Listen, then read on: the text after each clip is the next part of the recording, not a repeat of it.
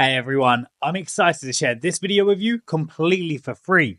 We created it because we want to help more people like you access tools that can truly change the way you earn online. Now, if you enjoy this content, we'd really appreciate your support for our channel. It means a lot to us and helps us create even more valuable videos for you. Now, in this video, I'll show you how to set up and use an Ethereum sniping bot using AI tools like ChatGPT. This bot has already started generating consistent passive income for us and our students every single day. Pretty awesome, right? So, what does this bot actually do? Well, it consistently monitors the blockchain, tracking new tokens and price changes. The moment it detects a profitable opportunity, it acts instantly, buying or selling tokens before others can react. This speed is a game changer, giving you a real edge in profiting from price differences.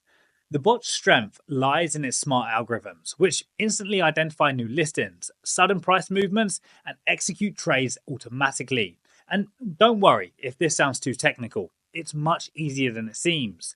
You don't need any coding skills, and I'll walk you through the entire process step by step.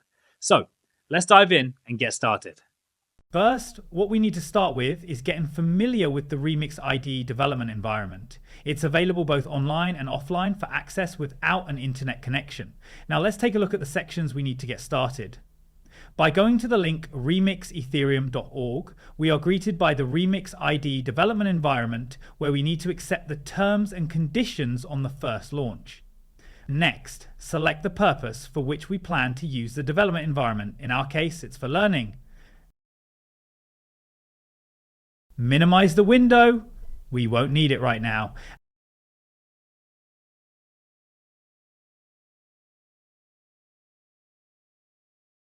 And close the mini tour of Remix IDE. If you want, you can scroll through it. It will be useful. The first tab is simply a list of the files you have in the selected directory. Here you just click on the Open Folder file, select the directory. It's a good idea to create a separate directory for your contracts, and then you'll see something like this. All files written in Solidity language have the .sol extension and are usually named with an uppercase letter. After you open a specific file, the code is typically displayed on the right side, nothing particularly special here. The next tab is called the Solidity compiler, which is the compiler built right into the IDE, which is very convenient. In the drop-down list, you can select the version of the compiler you want to work with. It's important to note that Solidity is a very young language and is actively being developed, so there may be certain changes between versions. For example, version 0.5 is very different from version 0.8 in many aspects. So I'll say right away that for the purposes of these videos, we'll be working with version 0.8. If version 0.9 or the first stable one version comes out, we'll make the necessary adjustments. For now, select version 0.8 in this drop-down. At the moment, the latest version I have is August 0th, 11. It's better not to choose latest local version, but to pick a specific version. Also, make sure Solidity is selected under language, because there's another language that also allows you to write smart contracts, but we won't be discussing that here. Next is the EVM version, which is the version of the Ethereum virtual machine. You can leave it set to compiler.me.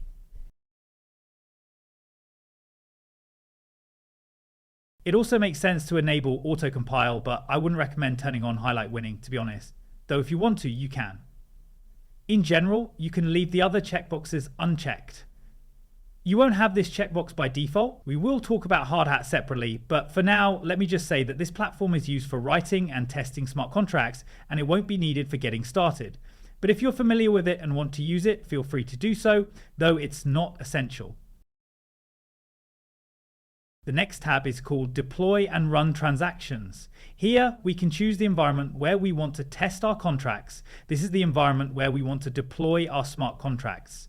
There are several options, but for now, for getting started, the JavaScript virtual machine will be enough. It's a virtual environment that doesn't actually connect to a real blockchain. All accounts here are for demonstration purposes in an educational context. They have some test funds that you can use, but obviously these funds don't have any real value because they're created for testing purposes. You can choose one of the JavaScript virtual machines that is closest to you. Once you do that, a few accounts will be created for you in the drop-down list.